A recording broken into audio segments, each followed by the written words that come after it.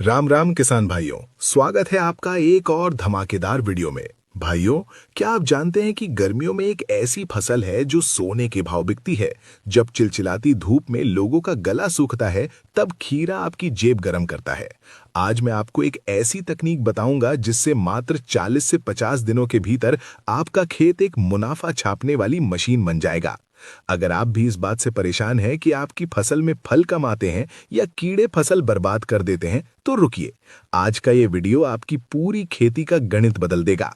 आज हम बात करेंगे उन 4 गुप्त ट्रिक्स की जो बड़े-बड़े एक्सपर्ट्स छुपाते हैं।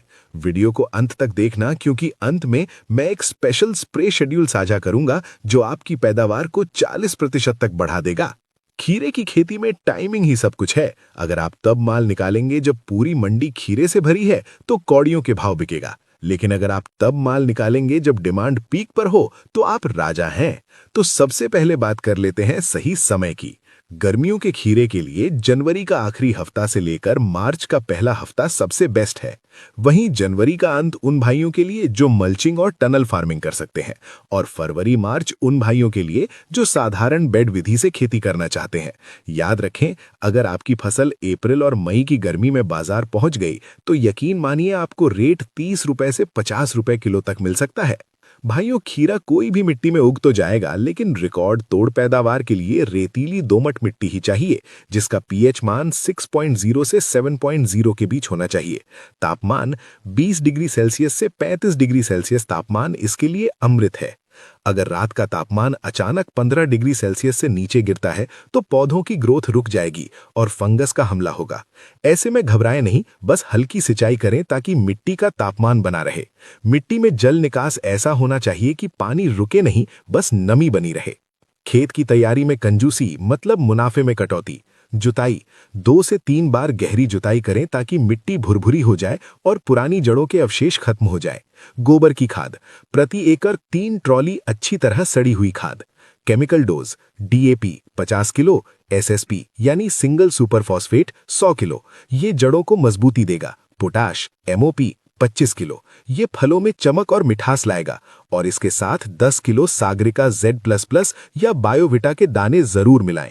ये आपके पौधों को वो सूक्ष्म पोषक तत्व देगा जो साधारण खाद नहीं दे पाती। यहाँ किसान भाई अक्सर गलती करते हैं। देखिए, देसी वैरायटी का फायदा ये है कि मंडी में ये देसी बोलकर 5 रुपए महंगी बिकती है और इसमें बीमारियां कम लगती हैं।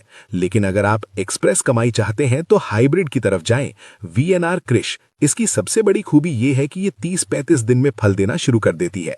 सेमिनिस की मालिनी, इसके फल का रंग और चमक व्यापारियों की पहली पसंद है। सिंजेंटा की ग्लॉसी, ये गर्मी सहने की जबरदस्त ताकत रखती है।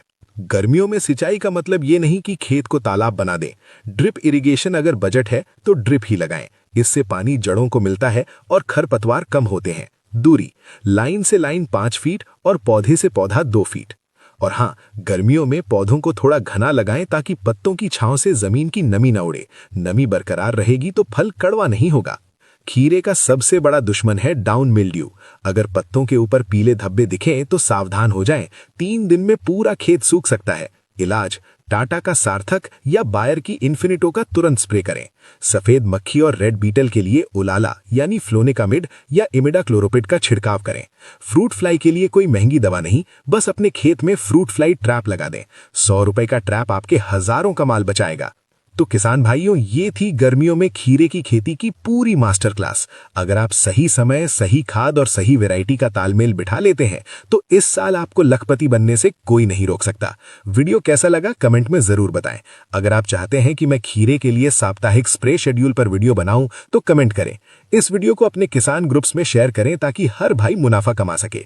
मिलते हैं अगले वीडियो में। जय जवान, जय किसान।